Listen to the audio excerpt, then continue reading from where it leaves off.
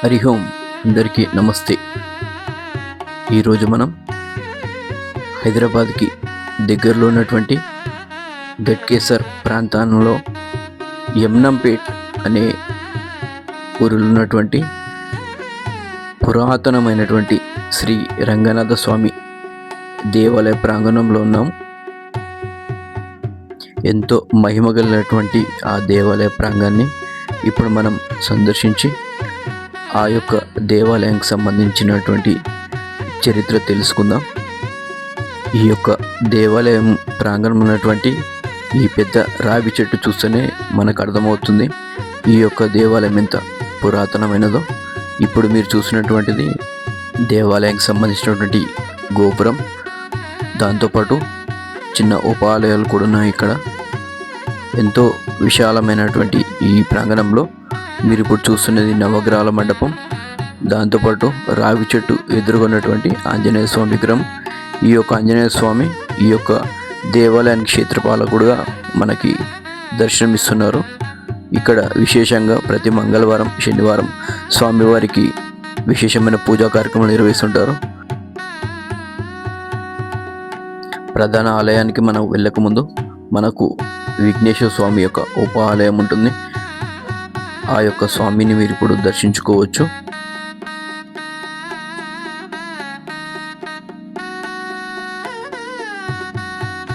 ఇప్పుడు మీరు చూస్తున్నది రాజరాజేశ్వరి మాత యొక్క దేవాలయం.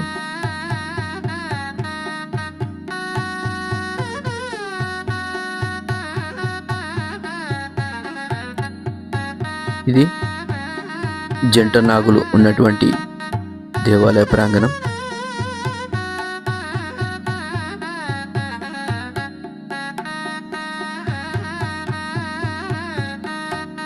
ఈ 3 ఉపాలయాలు మనకు దేవాలయ ప్రాంగణంలో ప్రధాన ఆలయానికి వెళ్తున్నప్పుడు మనకు కుడివైపు కనిపిస్తుంటాయి. ఈ యొక్క దేవాలయంలో శ్రీ వెంకటేశ్వర స్వామి యొక్క దేవాలయం ఉంటుంది. దాని పక్కనే ఇంకొక దేవాలయం శ్రీ రంగనాథ స్వామి వారి దేవాలయం ఉంటుంది. ప్రధాన గోపురం గుండా మనం వెళ్ళిన వెంటనే వెంకటేశ్వర స్వామి దేవాలయానికి మనం వెళ్తుంటాం. ఒకే దేవాలయంలో శ్రీ వెంకటేశ్వర స్వామి యొక్క దేవాలయం మరియు శ్రీ రంగనాథ స్వామి వారి దేవాలయం ఉండడం చాలా అరుదుగా మనకి కనిపిస్తుంటాయి. అయితే ఈ దేవాలయాన్ని సందర్శించే వెంటనే మనకి 2 దేవాలయాలు ఒకటేసారి మనం దర్శనం చేసుకోవచ్చు.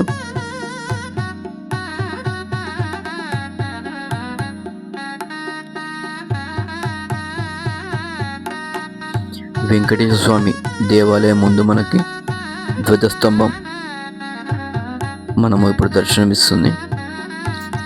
ఆ యొక్క ధ్వజస్తంభాన్ని మనం దర్శనం చేసుకొని ఇప్పుడు స్వామివారి యొక్క దేవాలయానికి వెళ్దాం.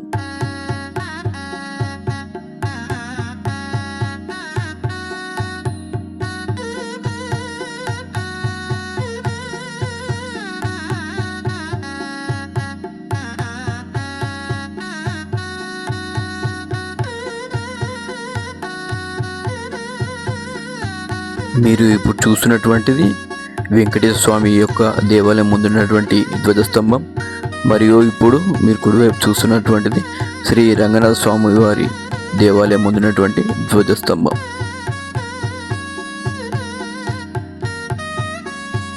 ఇప్పుడు మనం శ్రీ కలియుగ ప్రత్యక్ష దైవం వెంకటేశ్వర స్వామి యొక్క దేవాలయం ప్రాంగణానికి చేరుకున్నాం. ముందుగా మనకి శ్రీ లక్ష్మీదేవి మాత యొక్క దర్శన భాగ్యం మనకు కలుగుతుంది.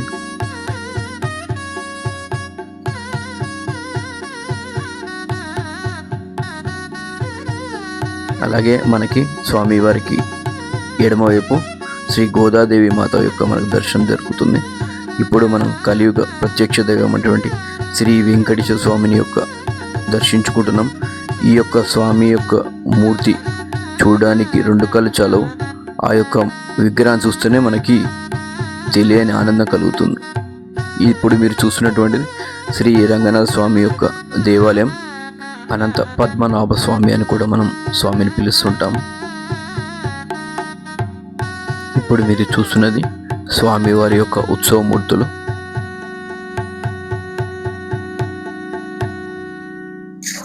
మనం ఇప్పుడు యమ్నంపేటలో ఉన్నటువంటి శ్రీ రంగనాథ స్వామి దేవాలయంలో ఉన్నాము. అక్కడ వైకుంఠ ఏకాదశి సంబంధించి అంగరంగ వైభవంగా ఏర్పాట్లు అనేవి జరుగుతున్నాయి. వాటి యొక్క వివరాలు మనం దేవాలయ కమిటీ ద్వారా మనం ఇప్పుడు తెలుసుకుంటాం. ఇది 500 సంవత్సరాల చరిత్ర గల దేవాలయం. ఇక్కడ మరి అప్పుడు రంగనాయక స్వామి, వెంకటేశ్వర స్వామి గుడి ఉండేది. ఆ గుడిని మొత్తం అక్కడున్న లోపలున్న విగ్రహాలను ధ్వంసం చేసి, గుడిని ధ్వంసం చేసి, ఆ టైము ఔరంగజేబ్ ఏదైతే గుళ్ళను గోపురాలను ఏదైతే పాడుపాడేసి ధ్వంసం చేసిందో ఆ రకంగా ధ్వంసమైన గుడి మరి మొన్న 2014 టైంలో మా దగ్గర ఎవరైతే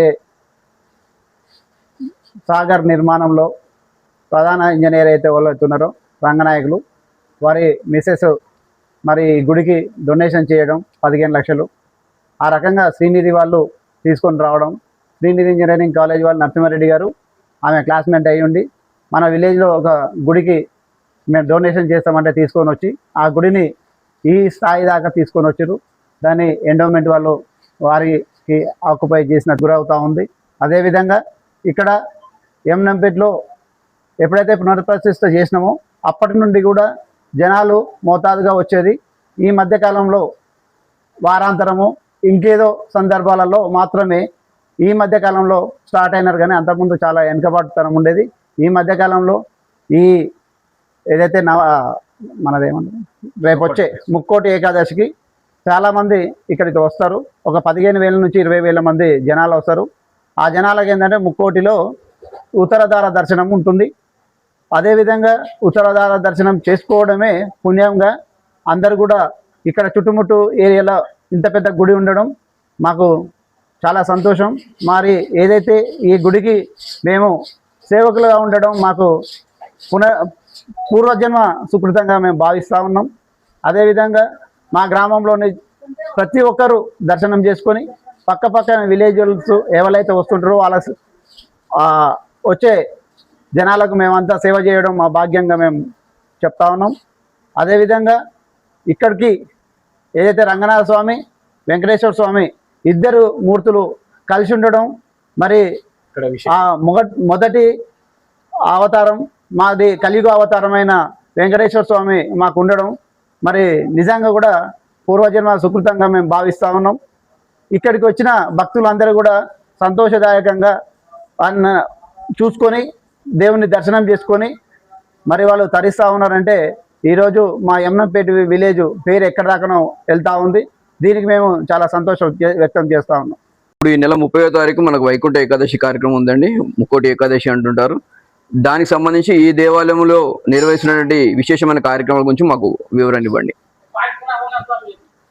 ఏదైతే ముక్కోటి ఏకాదశి ఏదైతే ఉందో ఆ ముక్కోటి ఏకాదశి రోజు బ్రహ్మ ముహూర్తంలో అంటే 3 గంటల నుంచి స్టార్ట్ అవుతుంది కార్యక్రమాలు. 4 గంటలకు ఉత్తరధార దర్శనము ఉంటుంది. అంతకుముందు పల్లకి సేవ ఉంటుంది. పల్లకి సేవలో ఏదైతే మా ఉత్సవ మూర్తులు ఉన్నారో వాళ్ళందరినీ కూడా ఉత్సవాలు అంటే పల్లకి సేవలో ఊరేగించి తర్వాత ఉత్తరధారం అప్పుడే 4 గంటలకు ఉత్తరధారం ద్వారా దర్శనం చేసుకునే భాగ్యం మా టెంపుల్ ప్రొవైడ్ చేస్తూ ఉంది. సామాన్యంగా ఇప్పుడు దేవాలయాల్లో కేవలం పండుగలకు మాత్రమే జనాలు భక్తులు ఎక్కువగా వస్తున్నారు. అలా కాకుండా ప్రతిరోజు ప్రతి వారం కానీ అలా దేవాలయానికి సందర్శనానికి మీరు ఇచ్చే సందేశం ఏమిటి? ఒకటండి, ఇప్పుడు ఎందుకు ఒక రోజునే పండుగ పూటనే ఎందుకు వస్తున్నారంటే పండుగలు పబ్బాలు అనేసరికి ఆ రోజు ఇంటి దగ్గరనే ఉండి సెలవు దినాలు కాబట్టి ఆ రకంగా రావడం జరుగుతుంది. కానీ ఎక్కడైతే వేరే ఇతర మాస్తస్తులకు ఏదైతే అవకాశాలు కల్పించినట్టుగా శుక్రవారం అని ముస్లిం అని, ఇంకా ఆదివారం అని క్రిస్టియన్స్ అని, అట్లా ఏదైతే మనము పెట్టుకున్నామో శనివారము లేదా మంగళవారము ఒక రోజును హిందువులుగా మనకోటి డే అనేది గుర్తిస్తే ప్రభుత్వము వాళ్ళకి సెలవిస్తే ఖచ్చితంగా ఆ రకంగా మనం ముందుకు పోతామనే ఆలోచనతో చెప్తా ఉన్నాం. విద్యార్థులకు కూడా తల్లిదండ్రులు ఏం చేయాలంటే ఖచ్చితంగా చిన్నప్పటి నుండే ఎల్కేజీ నుంచి 10th క్లాస్ ఇంటర్మీడియట్ పోయే వాళ్ళకు కూడా ఖచ్చితంగా 8 గంటల నుంచి 9 గంటల లోపలనే స్కూల్ ఉండడం, ఆ పిల్లలకి ఏమాత్రం కూడా ఈ సంప్రదాయాలు నేర్పించకపోవడం చాలా దురదృష్టకరం. మనము ఆ రకంగా ఏదైతే పండుగల పూటనే మనం పిల్లలను తీసుకొని తల్లిదండ్రులు రావడం కొంతవరకు జరుగుతోంది. కానీ ఇంకా కూడా ఒక సందర్భం ఏంటంటే ఒక వారం అనేది పెట్టుకుంటే ఖచ్చితంగా పిల్లలలో ఒక భగవంతుని పట్ల మర్యాదపూర్వకమైన తల్లిదండ్రుల పట్ల ఒక మర్యాద మనలను ఉంటాయని నా ఆలోచన. దీన్ని మనం మీ టీవీ తరపున ప్రొడ్యూస్ చేయాలంటే బాగా వెలుగులో తీసుకురావాలని కోరుతా ఉన్నాం. మనం హిందువులుగా దేవాలయ అభివృద్ధిలో మన యొక్క పాత్ర గురించి వివరించండి. నమస్కారం అండి, నా పేరు శ్రీకాంత్, నేను కమిటీ డైరెక్టర్ అండి. ఈరోజు మనము చరిత్రలో గొప్పగా విశేషాలు ఎన్నో చదువుతున్నాం. మరి దాంట్లో మన పూర్వీకులు, మన రాజులు కానీ ఎన్నో గొప్ప దేవాలయాలు నిర్మించారని మనం చరిత్రలో చదువుకున్నాం. మరి వాళ్ళే కాకుండా మనందరి పైన కూడా ఎంతో బాధ్యత ఉంది. ఈరోజు మనం సనాతన ధర్మం అంటున్నాం. ఈరోజు హిందువులం అందరం కూడా ఏకంగా ఉండి మనకు సంబంధించిన ఏ చిన్న దేవాలయం అయినా సరే కలిసికట్టుగా ఐక్యంగా ఈరోజు మనం పునర్నిర్మించుకోవాల్సిన అవసరం ఎంతైనా ఉంది. ఎందుకంటే మనమే కాదు, నెక్స్ట్ తరానికి కూడా మన హిందూ ధర్మాన్ని గురించి, మన దేవతల గురించి, మన గుడిల గొప్ప విశేషత గురించి చెప్పాల్సిన అవసరం ఎంతైనా ఉంది. కాబట్టి ప్రతి ఒక్కరూ అది తన విధిగా ఆలోచన చేసి ఈరోజు పొద్దున నుంచి సాయంత్రం వరకు అందరూ కూడా బిజీగా అయిపోయినారు. ఎందుకంటే వ్యాపారం కావచ్చు, ఉద్యోగాలు కావచ్చు, ఇంకేదే లేదు. కానీ దైవము భక్తి అనేది అందరిలో కూడా తగ్గిపోతూ వస్తుంది. అది కాకుండా చరిత్ర నుంచి మనం ఇంకా కూడా ఎక్కడ చూసినా మన ఆలయాలను కాపాడుకోవాల్సిన అవసరం ఎంతైనా ఉంది. దాని అందరిపైన ఉంది. ఒక్కరిద్దరు ఇది చేస్తే మరి మిగతా మాకు సంబంధం అంటే కుదరదండి. అందరం ఇప్పుడు చిన్న పెద్ద అనేది అన్ని కులాలు మతాలు ఏ విధంగా అయితే ముందుకెళ్తున్నారో మన హిందువులం కూడా ఏకతాటిగా మనం ఏ రకంగా అయితే మన అభివృద్ధి చేస్తున్నామో ప్రతి ఒక్క గుడిని చేయాల్సిన అవసరం ఉన్నది. దేవాలయ కేంద్రంగా ఇంకా ఏంటి విషయాలు కార్యక్రమాలు ముందుకు తీసుకెళ్తే బాగుంటుంది సమాజానికని మీ అభిప్రాయం చెప్పండి. అండి, దేవాలయాల్లో ఏదైతే మానవులకి దేవాలయం అనేది ఒక తల్లి గర్భం నుంచి ఏదైతే వస్తుంటామో మరి అలాంటి మరి పవిత్రమైన ఆలయాలు, దేవాలయాలు, అదేవిధంగా గుడి దగ్గర ఒక భజన కార్యక్రమం, మరి అదేవిధంగా సేవా కార్యక్రమాలు ఏదైతే గరీబ్ పిల్లలు ఉన్నారో వాళ్లకు ఒక కేంద్రంగా చేసుకొని గుడి దగ్గర స్కూల్ కానీ అంటే పాఠశాలలు కానీ గురుకుల పాఠశాలలు కానీ నిర్మాణం చేసుకొని అలాంటి కార్యక్రమాలు చేసుకుంటే పేద విద్యార్థులకు కూడా చాలా పని చేస్తూ ఉంటుంది. అదేవిధంగా ధ్యాన కార్యక్రమాలు, దేవుడి పట్ల ఏ రకంగా ఉండాలి, ధ్యానం మనసును దేవుడిపై ఏ రకంగా కేంద్రీకరించాలనే ఒక ధ్యాన కార్యక్రమం, అదే యోగా కార్యక్రమాలు, మరి ఇలాంటి కార్యక్రమాలు చేస్తూ ఉంటే వారానికి ఒకరోజు అంటే ఒకరోజు కనీసము భజన కార్యక్రమాలు పెట్టుకోవాలి. ఇలాంటివి పెట్టుకోవడంలో అందరికి కూడా ఆసక్తికరంగా ఉంటాయి. అది మేము ఖచ్చితంగా ప్రొడ్యూస్ చేస్తాం. అదేవిధంగా ఈ మంగళవారం నాడు తేదీ 30వ తారీఖు నాడు ఉదయం ఉత్తరాధార దర్శనం ఉంటుంది కాబట్టి మరి పొద్దంతా కూడా వస్తారు. ఏదైతే బ్రహ్మముహూర్తంలో దేవుడిని దర్శనం చేసుకుంటారో వాళ్ళకు మంచి శుభకార్యాలు జరుగుతూ ఉంటాయి. కాబట్టి శుభసూచకంగా ఉండే టైంలో వచ్చి దర్శనం చేసుకోవాల్సిందిగా భక్తులందరికీ మనవి చేస్తా ఉన్నాం.